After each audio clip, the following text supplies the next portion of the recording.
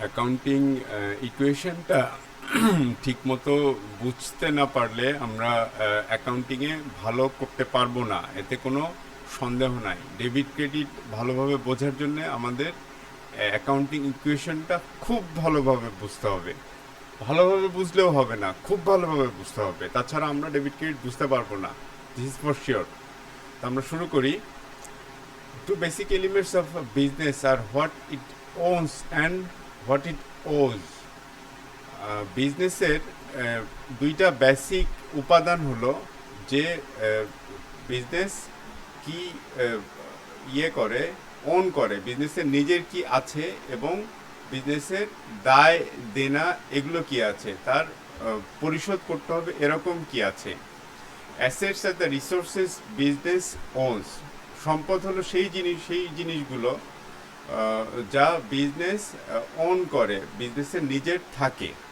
যেমন গুগলের টোটাল অ্যাসেটের পরিমাণ হলো 93.8 বিলিয়ন, এবং লায়াবিলিটি এবং ওনার্স ইকুইটি কাকে বলে আমরা দেখব সামনে। লায়াবিলিটি এবং ওনার্স ইকুইটি এই দুটো হলো রাইটস অর ক্লেমস বা অধিকার বা দাবি, যেটা ইয়ের ওপরে, এই রিসোর্সের ওপরে বা সম্পদের ওপরে থাকে। এই যে আমরা দেখতে পাচ্ছি সম্পদ এবং এদিকে লায়াবিলিটি এবং ইকুইটি, আমরা ব্যাপারটা বুঝতে পারবো।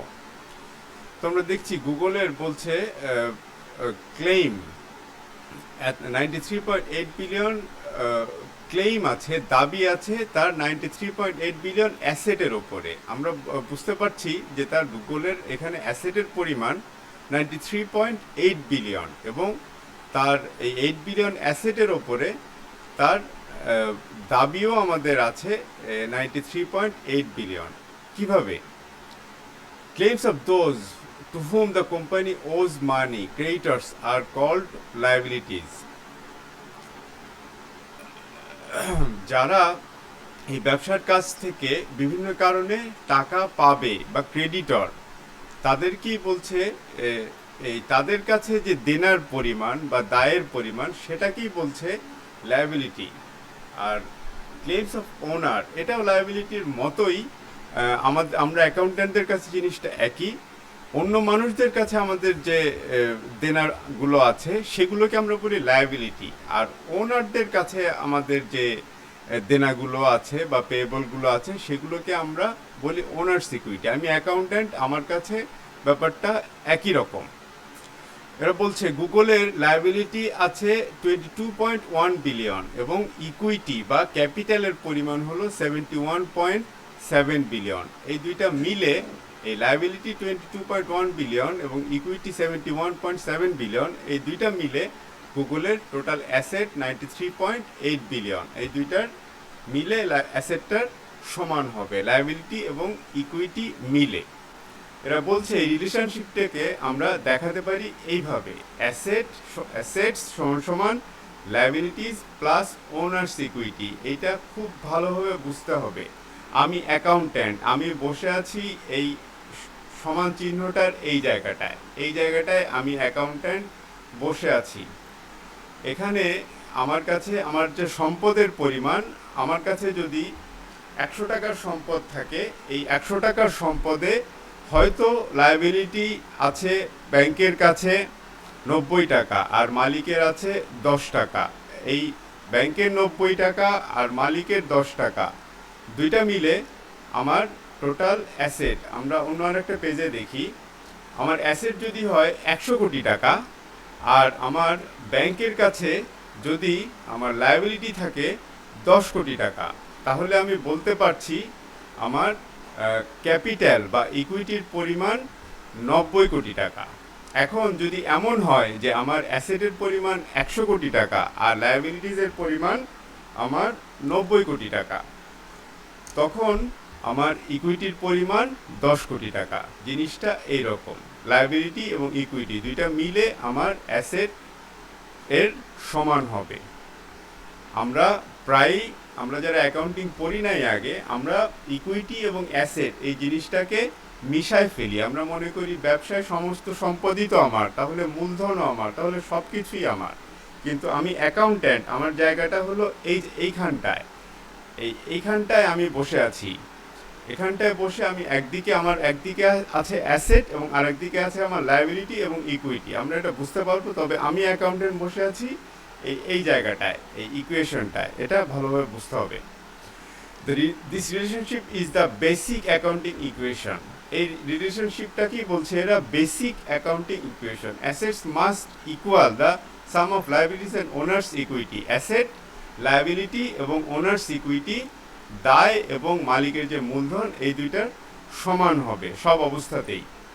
Liabilities appear before owner's equity in the basic accounting equation because they are paid first if a business is liquidated. লায়াবিলিটিটাকে বলছে ওনার্স ইকুইটির আগে ধরা হয় হিসাবের সময়। কেন? কারণ ব্যবসাটা যদি বন্ধ করে দেওয়া হয় সেক্ষেত্রে লায়াবিলিটিটা আগেই শোধ করা হয়।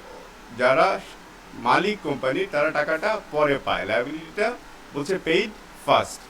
The accounting equation applies to all economic entities regardless of size, nature of business or form of business organization. ব্যবসার সাইজ, প্রকৃতি বা ধরন যেরকমই হোক না কেন, সব ইকোনমিক এন্টিটির জন্যেই এই অ্যাকাউন্টিং ইকুয়েশনটা সমান। এটা একটা সমাজসেবা প্রতিষ্ঠান, মসজিদ, মন্দির, এটা সামাজিক সংস্থা, সরকারি সংস্থা, ব্যবসা প্রতিষ্ঠান, এনজিও, যাই হোক না কেন, সমস্ত ইকোনমিক এন্টিটির বেলায় অবস্থাটা একই। অ্যাকাউন্টেন্ট হিসেবে বিভিন্ন ধরনের প্রতিষ্ঠানে কাজ করে আমরা দেখছি পরিস্থিতি একই। মালিক একজন প্রোপাইটার হোক, 10 জন পার্টনার হোক বা 10,000 জন শেয়ার হোল্ডার হোক, তাতে আমার কিছু যায় আসে না। আমি এই ইকুয়েশনটার এখানটায় বসে আছি। মালিক একজন নাকি 100 জন, তাতে আমার কাছে কিছু যায় আসে না। It applies to a small proprietorship such as corner grocery store as well as to giant corporations such as PepsiCo. এটা ছোট একটা গ্রসারি স্টোর বা মুদি দোকান, যেমন কি একটা নাম বলছে এরা হোক, বা একটা খুব বড় জায়ান্ট কর্পোরেশন পেপসিকোলার মতো হোক, তাতেও অবস্থা একই থাকে। The equation provides the underlying framework for recording and summarizing economic events. এই কথাটা খুব ইম্পর্টেন্ট। এই ইকুয়েশনটাই আমাদেরকে দেয় এটার কাজ করার ফ্রেমওয়ার্ক বা আন্ডারলাইং বা অন্তর্নিহিত ফ্রেমওয়ার্ক দেয়, যেটাকে আমরা রেকর্ডিং করতে পারি এবং সামারাইজ করতে পারি ইকোনমিক ঘটনাগুলোকে। ডেবিট ক্রেডিটের কথা এখানে এখনো বলে নাই, সামনে হয়তো বলবে। আমরা আরো ডিটেল একটু দেখি। আমরা অ্যাসেট বললাম, লায়াবিলিটি, ইকুইটি বললাম, কিন্তু কোনটা কি বোঝায়? Assets are resources the business own. এই কথাটা আমরা উপরে পাইছি। The business uses assets in carrying out such activities. Business তার প্রতিদিনকার কাজকর্ম চালানোর জন্যে, যেমন প্রোডাকশন অ্যান্ড সেল, উৎপাদন এবং বিক্রি, এগুলো করার জন্যে তার অ্যাসেটগুলো ব্যবহার করে, ইউজ করে। সাধারণ বৈশিষ্ট্য হলো অ্যাসেটগুলোর যে এটা দি capacity two provide future service of benefit. আমার যে অ্যাসেটগুলো থাকবে তার সাধারণ বৈশিষ্ট্য হলো যে এটার ক্যাপাসিটি বা সামর্থ্য থাকবে টু প্রোভাইড ফিউচার সার্ভিস আর বেনিফিট। ভবিষ্যতে এর থেকে সুবিধা পাওয়া যাবে। আমার যদি একটা অ্যাসেট হিসেবে একটা গাড়ি আমি ধরি, তাহলে কি গাড়ির থেকে আমি গাড়িটা ব্যবহার করে ভবিষ্যতে সার্ভিস বা বেনিফিট পাবো। আমার যদি বিল্ডিং থাকে, ল্যান্ড থাকে, সেগুলোর থেকে আমি ভবিষ্যতে সার্ভিস বা বেনিফিট পাবো। এগুলোকে আমরা বলছি asset. The service potential of future economic benefit eventually results in cash inflow. এবং এই সার্ভিস বেনিফিটটা পাবো, এটা আমরা কিভাবে পাবো? এটা আমরা ক্যাশ ইনফ্লো হিসাবে পাবো। অ্যাসেট থেকে ফিউচার বেনিফিটটা আমরা ক্যাশ ইনফ্লো বা রিসিট আকারে পাবো। এখানে বলছে একটা পিজা দোকানের কথা। ধরি পিজা হাট, এটা একটা রেস্টুরেন্ট, এটার একটা ডেলিভারি ট্রাক আছে। তো ডেলিভারি ট্রাকটার থেকে এরা অর্থনৈতিক বেনিফিট পাচ্ছে, অর্থনৈতিক সুবিধা পাচ্ছে। অন্যান্য পিজা হাটের কথাই যদি ধরি, তাহলে আমাদের অন্যান্য অ্যাসেটের মধ্যে কি থাকতে পারে? অন্যান্য অ্যাসেটের মধ্যে থাকতে পারে table, chair, juke box, cash register, oven, tableware, and of course cash, এবং আরও অনেক কিছুই থাকতে পারে। এখানে থালা বাসন আছে, এটার হয়তো টুকিটাকি স্টোরেজ আছে, এটার অনেক ফার্নিচার আছে, ইলেকট্রিক ইকুইপমেন্ট আছে, আরও অনেক ফ্রিজ আছে। এগুলো সব কিছুই অ্যাসেট। তারপরে বলছে liability. Liabilities are the claims against asset. এই অ্যাসেটগুলো কোত্থেকে আসলো? অ্যাসেটগুলো ব্যবসাতে আছে, খুব ভালো কথা। ব্যবসাতে ধরলাম 1 কোটি টাকার অ্যাসেট আছে, কিন্তু অ্যাসেটগুলো কোত্থেকে এসেছে? অ্যাসেটগুলো কি আমরা ব্যাংক থেকে লোন নিয়ে কিনেছি পুরোটাই, নাকি এখানে মালিকই পুরো টাকাটা দিয়ে দিছে আমাদেরকে? এখন 1 কোটি টাকা যদি ব্যবসার অ্যাসেট থাকে, মালিক কি পুরো 1 কোটি টাকাই দিয়ে দিছে, নাকি মালিক 10 লাখ দিছে, ব্যাংক 90 লাখ দিছে, নাকি ব্যাংক 10 লাখ দিছে, মালিক 90 লাখ দিছে? এই জিনিসটা আমাদেরকে খুব ভালো মতো জানতে হবে। That is existing debts and obligation, যে বর্তমানে আমার দেনা এবং দায় এটা কি অবস্থা আছে, অ্যাসেটগুলো কোত্থেকে এসছে। Business of all sizes usually borrow money and purchase merchandise on credit. বলছে সব ধরনের ব্যবসায়ী বড় মানি টাকা ধার করে এবং পণ্য দ্রব্য বা প্রয়োজনীয় জিনিসপত্র, র মেটেরিয়াল এগুলো কেনে ধারে। এই ধারে যে টাকার অভাবেই কেনে তারা, ব্যাপারটা সবসময় এমন না। আরও বিভিন্ন কারণ আছে যে কারণে বড় ব্যবসা প্রতিষ্ঠান বা ছোটরাও অনেক সময় তাদের প্রয়োজনীয় জিনিসপত্রগুলো কেনে ধারে। ধারের হিসাবটা আমাদের খুব ভালো, ধারে কেনা এবং বিক্রি করা এই দুইটাই অ্যাকাউন্ট্যান্টদের খুব ভালোভাবে বুঝতে হয়। এই যে কাজগুলো আমরা করি, আমরা যে টাকা ধার করি বিভিন্ন প্রয়োজনে এবং ধারে যে জিনিসপত্র কিনি, এই জিনিসগুলা এই নিচের বিভিন্ন ধরনের পেয়েবলের জন্ম দেয়। বিভিন্ন ধরনের পেয়েবল, আমাদের দায় দেনা তৈরি হয় কিভাবে? যেমন এখানে ক্যাম্পাস পিজা, এরা তাদের চিজ, সসেজ, আটা এবং তাদের বেভারেজ বা সফট ড্রিঙ্কস এগুলো বাকিতে সাপ্লায়ারের কাছ থেকে কেনে। তাদের পিজা বানানোর জন্য তারা আরও জিনিস কেনে, তারা মাংস কেনে, ঘি, টি, ডালডা এইসব কেনে, আরও অনেক কিছু কিনতে হয়। এগুলো তাদের বিভিন্ন দায় তৈরি করে, অব্লিগেশন বা দায় তৈরি করে, যেগুলোকে আমরা বলি অ্যাকাউন্টস পেয়েবল। এটা মোটামুটি ফিক্সড একটা টার্ম এবং খুব কমন টার্ম, অ্যাকাউন্টস পেয়েবল। যে আমাদের কত টাকা দিতে হবে, যাদের কাছ থেকে আমরা বাকিতে মাল কিনেছি তাদেরকে দিতে হবে। তার আরও নোট পেয়েবল আর একটা কথা আছে, এটা অ্যাকাউন্টস পেয়েবলের মতোই। নোট পেয়েবলটা ব্যবহার করা হয় যেগুলো ব্যাংক বা আর্থিক প্রতিষ্ঠান থেকে আমরা যে টাকাগুলো নেই সেগুলোকে আমরা নোট পেয়েবল বলি। আর এমনি সাধারণ মানুষজন বা সাপ্লায়ারদের কাছ থেকে যে টাকাটা নেই সেগুলোকে আমরা বলি অ্যাকাউন্টস পেয়েবল। নোট পেয়েবল এখানে বলছে একটা ব্যাংকের থেকে তারা নিয়েছে ডেলিভারি ট্রাকটা কেনার জন্য, এই টাকাটাও তার দিতে হবে, এটাও তার লায়াবিলিটিস বা দায়। তারপরে আমার যে স্যালারিজ এবং ওয়েজ, আমার যে বেতন এবং শ্রমিকের যে হাজিরা মজুরি এগুলো যে দিতে হবে, এবং আমার যে ট্যাক্স পে করতে হবে সরকারের কাছে, সেলস ট্যাক্স বা ইনকাম ট্যাক্স বা অন্য যে কোনো ধরনের ট্যাক্স হোক, সেগুলোও আমার পেয়েবল, এগুলোও আমার কাছে দায়। All of these persons or entities to whom Campus Pizza owes money are its creditors. বলছে সমস্ত রকম মানুষ, all of these persons, এই সবগুলো মানুষ অথবা এই মানুষের মতো যে সত্তা বা প্রতিষ্ঠান, আর অন্য প্রতিষ্ঠানও আর একটা সত্তা আমার কাছে, যাদের কাছে ওজ মানি, পিজা হাট দেনাদার হয়ে আছে, পিজা হাটের কাছে যারা টাকা পাবে, এদের সবাইকে আমরা বলি ক্রেডিটর। আর creditor may legally force the liquidation of a business that does not pay its debts. ক্রেডিটররা যারা টাকা পাচ্ছে না, যারা টাকা দিয়ে রাখছে আমার কাছে, তারা যখন অনেক দিন ধরে চেষ্টা করার পরেও টাকা পাবে না, তারা মে লিগালি ফোর্স দ্য লিকুইডেশন, তারা চাপ দিতে পারে যে ব্যবসাটা ভেঙে দিয়ে, বন্ধ করে দিয়ে তাদের টাকাটা যেন আমরা দিয়ে দেই। ইন দ্যাট কেস, সেক্ষেত্রে আইন বলে যে ক্রেডিটরটা ওনারশিপ পেইড বিফোর, ক্রেডিটরদের টাকা, যারা ব্যবসায় বিভিন্ন কারণে টাকা ইনভেস্ট করে রাখছে বা মাল দিয়ে রাখছে, তাদের টাকাটা ওনারশিপ ক্লেইমের আগে দিয়ে দিতে হবে আমাদের। কেন, সেটা আমরা আস্তে আস্তে সামনে জানবো। ঠিক আছে,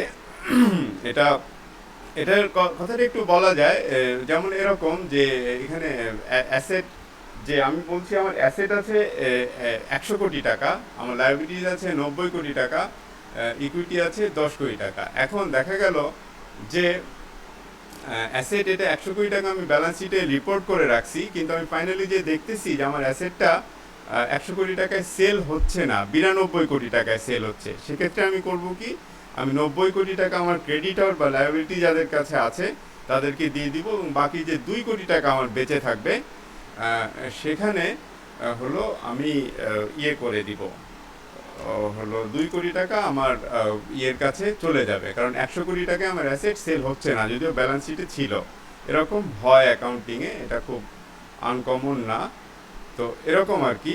তারপরে আমরা পরের পৃষ্ঠায় চলে যাই, কিন্তু এই কথাটা মনে রাখতে হবে যে ক্রেডিটরদের টাকা আমরা ওনারশিপ ক্লেইমের বা ক্যাপিটাল যারা দিয়েছে তাদের আগেই পে করে দিই লিকুইডেশনের সময় বা ব্যবসা ভেঙে দেওয়ার সময়। ওনার্স ইকুইটি বা মূলধন বা capital, ownership claim on total assets, total যে অ্যাসেট আছে তাদের উপরে ওনারদের যে দাবি, মালিকদের যে দাবি, সেটাই হলো ওনারশিপ ক্লেইম বা equity or owners equity. It is equal to total assets minus total liabilities.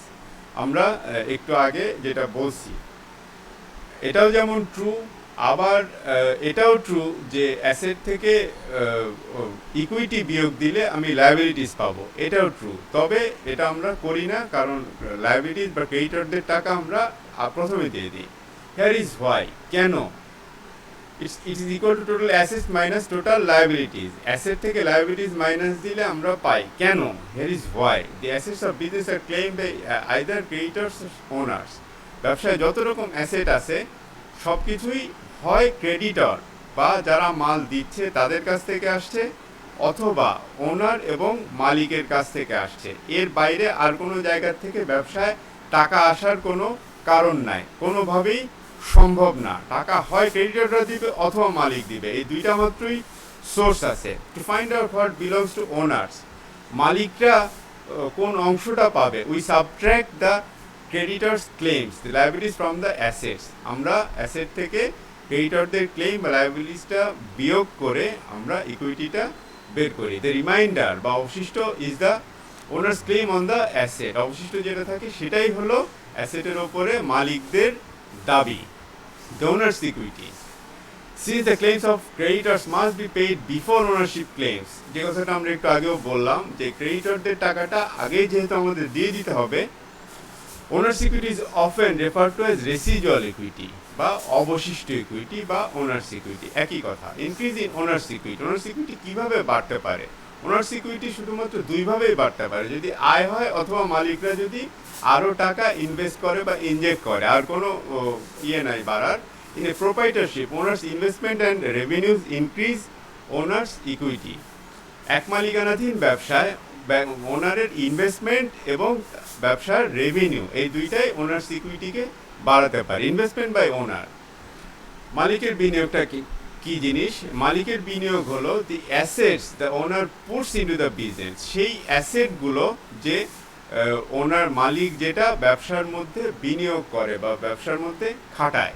This investment increase owners equity, ইনভেস্টমেন্টগুলো ওনার্স ইকুইটি বাড়ায় দেয়। আগে মালিকের ইনভেস্টমেন্টও ছিল ধরলাম 1 কোটি টাকা, অ্যাসেটও তাহলে ছিল 10 কোটি টাকা, কোনো ক্রেডিটর্স ছিল না। এখন মালিক নতুন করে আরও 50 লাখ টাকা বিনিয়োগ করলো, তাহলে ব্যবসায় সম্পদের পরিমাণও 1.5 লাখ টাকা, 1.5 কোটি টাকা হয়ে গেল, তার ইকুইটির পরিমাণও 1.5 কোটি টাকা হয়ে গেল। খুব সিম্পল জিনিস। The record in a category called owners capital, owner ক্যাপিটালের মধ্যে আমরা এই জিনিসগুলো রেকর্ড করি। রেভিনিউ বা রাজস্ব বা আয় আর the gross increase owners equity resulting from business. Gross increase, মোটমাট যে টাকাটা বাড়ে হলো ওনার্স, আর the gross increase owners equity. Owners ইকুইটিটা মোটমাট যে টাকাটা বাড়ে বিজনেস অ্যাক্টিভিটি থেকে, সেটাই হলো যে কাজে আমরা ব্যবসা করছি আর্ন করার জন্য, সেটার থেকে যে টাকাটা বাড়ে সেটাকেই এরা বলছে revenue. Generally revenue result from selling merchandise. রেভিনিউগুলো কোন কোন ভাবে বা কী কারণে আমরা পাই? রেভিনিউগুলো আমরা পাই সেলিং মার্চেন্ডাইজ বা পণ্য দ্রব্য, ফিনিশ প্রোডাক্ট। আমরা যে প্রোডাক্ট সাবান, তেল, শ্যাম্পু, চাল ডাল যাই বানাই না কেন, সেটা সেল করে আমরা রেভিনিউ পাই বা আয় করতে পারি। পারফর্মিং সার্ভিস, সেবা দিয়ে আমি রেভিনিউ আয় করতে পারি। আমি লন্ড্রিতে কাপড় ইস্ত্রি করে ধুয়ে দিয়ে, আমি সেলুনে চুল কেটে, আমার কোচিং সেন্টারে আমি বাচ্চাদেরকে পড়ায়, আমি সার্ভিস পারফর্ম করে আমি রেভিনিউ পাই বা আয় করতে পারি। রেন্টিং প্রপার্টি, আমার যদি রেন্ট ভাড়া দেওয়ার মতো প্রপার্টি থাকে, ল্যান্ড থাকে, বিল্ডিং থাকে, সেটা দিয়ে আমি টাকা পাই। লেন্ডিং মানি, মানুষকে টাকা ধার দিয়েও আমি টাকা পাই। এগুলো হলো মোটামুটি কমন সোর্স রেভিনিউয়ের বা আয়ের। এছাড়া এখানে বলছে কমন সোর্স অফ রেভিনিউ আর সেল বা বিক্রি, fee, charge, fee, commission, service সেবা দিয়ে, কমিশন, ইন্টারেস্ট, ডিভিডেন্ড বা লভ্যাংশ দিয়ে, এগুলো বা লভ্যাংশ পেয়ে আমরা বা রয়্যালটি বা কপিরাইট এগুলো থেকেও আমরা বা ভাড়া দিয়ে আমরা এগুলো পাই, রেভিনিউ পাই। Revenue is a result in an increase in an asset. রেভিনিউর কারণে সাধারণত অ্যাসেটও বাড়ে, increase in an asset. They may arise from different sources and are called various names depending on the nature of the business. রেভিনিউটা আমরা বিভিন্ন source থেকে পেতে পারি এবং এদের বিভিন্ন নাম হতে পারে depending on the nature of business. ব্যবসার প্রকৃতির ওপরে নির্ভর করে এটার নামও বিভিন্ন হতে পারে। আমার কোচিং সেন্টারে আমি যেই নাম দিয়ে বাচ্চাদের কাছ থেকে পড়ানোর টাকাটা নেই, একজন লন্ড্রিওয়ালা নিশ্চয়ই টিউশন, আমি এটা হয়তো টিউশন ফি নামে রিপোর্ট করব, টিউশন ফি ফ্রম স্টুডেন্টস বা শুধু টিউশন ফি। লন্ড্রিওয়ালা তো নিশ্চয়ই এটা এভাবে রিপোর্ট করবে না, সে অন্য কোনো নামে লিখবে। ক্যাম্পাস পিজার এখানে বলছে যারা পিজা ডেলিভারি করে, দুই ধরনের রেভিনিউর কথা বলছে যেটা থাকতে পারে, পিজা সেল এবং বেভারেজ সেল। তারা পিজা বিক্রি করে এবং সফট ড্রিঙ্কস বা বেভারেজ সেল করে তারা টাকা আর্ন করতে পারে। ওনার সিকিউরিটি কিভাবে কমে যেতে পারে এক মালিকানাধীন ব্যবসায়? ওনার্স ড্রয়িংস অ্যান্ড এক্সপেন্সেস, এই দুইটাই শুধুমাত্র ওনার সিকিউরিটি বা ক্যাপিটালকে কমায় দিতে পারে। ওনার যদি ড্র করে বা টাকা উত্তোলন করে এবং টাকা যদি ব্যবসা প্রতিষ্ঠানটা খরচ করে, এই দুটো ঘটনাই ওনার সিকিউরিটিকে কমায় দিতে পারে। আর বোধহয় তেমন কোনো ঘটনা নাই। ড্রয়িং কাকে বলে? ড্রয়িং হলো an owner may withdraw cash or other assets for personal use. ওনার একজন মালিক, সে তার ব্যক্তিগত প্রয়োজনে ক্যাশ উইথড্র করতে পারে, ওইখানে তার ব্যবসা প্রতিষ্ঠান থেকে ক্যাশ উঠায় নিতে পারে, অথবা অন্য কোনো অ্যাসেট নিতে পারে তার ব্যক্তিগত ব্যবহারের জন্য। যেমন এর আগে আমি যেখানে চাকরি করতাম, এদের গাড়ির ব্যবসা ছিল, তার ছোট ভাই তার ব্যবসার কাজে একটা গাড়ি ওখান থেকে নিয়ে গেল। তো এইটাও নিশ্চয়ই হিসাব রাখতে হবে এবং আমাদের মালিকের উইথড্রল বা তার যে ব্যবসা প্রতিষ্ঠান থেকে যে অ্যাসেট নিয়ে গেল সেটার মধ্যে রিপোর্ট করতে হবে। Use separate classification call drawings to determine the total withdrawals for each accounting period. প্রত্যেক অ্যাকাউন্টিং পিরিয়ডের শেষে আমরা টোটাল ড্রয়িং কত আছে সেটার একটা হিসাব করি এবং ড্রয়িংটা সবসময় ডেবিট হয়। This is a must. Drawing decreases owner's equity. Drawingটা owners equityটাকে কমায় দেয়। They are recorded in a category called owners drawing. Owners drawingটাকে আমরা আলাদা ক্যাটাগরিতে রাখি। Expenses. Expenses are the cost of assets consumed or services during used in the process of earning income. আমরা income করার জন্যেই ব্যবসা করতে বসছি, আমাদের অন্য কোনো উদ্দেশ্য নাই যে আর্নিং রেভিনিউ করার জন্য আমরা আমাদের কিছু কিছু অ্যাসেট আমরা কনজিউম বা ব্যবহার করে ফেলি। যেমন আমরা খাতা কলম স্টেশনারি কিনি, এগুলো আমরা ব্যবহার করে ফেলি। আমরা চাটা বা অন্যান্য হালকা খাবার টাবার খাই কখনো কখনো, এগুলো আমরা কনজিউম করে ফেলি। আমরা একটা কম্পিউটার কিনি, কম্পিউটারটা আমরা 5 বছরে শেষ করে ফেলি। দ্যাট ইজ আমরা এই রেভিনিউ আর্ন করার জন্যে আমরা অ্যাসেটগুলোকে কনজিউম বা ব্যবহার করে ফেলি বা ভোগ করে ফেলি। They are decreases in owners equity that result from operating the business. এই যে ব্যবহার করে ফেলি, এটা ওনার্স ইকুইটিটাকে কমায় ফেলে, সময়ের সাথে সাথে কমায় ফেলে। একজন লোক যদি 1 কোটি টাকা নিয়ে ব্যবসা করতে থাকে, ব্যবসা শুরু করে এবং আমরা যদি এখানে 10 জন কর্মচারী মিলে প্রতি মাসে এখান থেকে 1 লাখ টাকা করে বেতন নিতে থাকি, তাহলে 6 মাস পরে যে দেখব যে আমরা 6 লাখ টাকা খেয়ে ফেলছি, কিন্তু আমরা কিছুই আর্ন করতে পারি নাই। তার মানে ফলাফলটা কি দাঁড়ালো, যে মালিকের ইকুইটি 6 লাখ টাকা কমে গেল, তার এখন আছে হাতে 94 লাখ টাকার ক্যাপিটাল এবং যেটা তার অ্যাসেটও আছে 94 লাখ টাকার। এই জন্য আমরা বুঝতে পারি যে আমরা যেটা খরচ করে ফেলছি সেটা ওনার সিকিউরিটি বা ক্যাপিটালটাকে কমায় ফেলে। এক্সাম্পল হিসাবে বলছে ক্যাম্পাস পিজা রিকগনাইজ করে বা স্বীকৃতি দেয় এই ফলোয়িং ক্যাম্পাস পিজার এই ফলোয়িং এক্সপেন্সগুলো রিকগনাইজ করে বা তাদের রিপোর্টের মধ্যে নিয়ে আসে। কি কি আনে?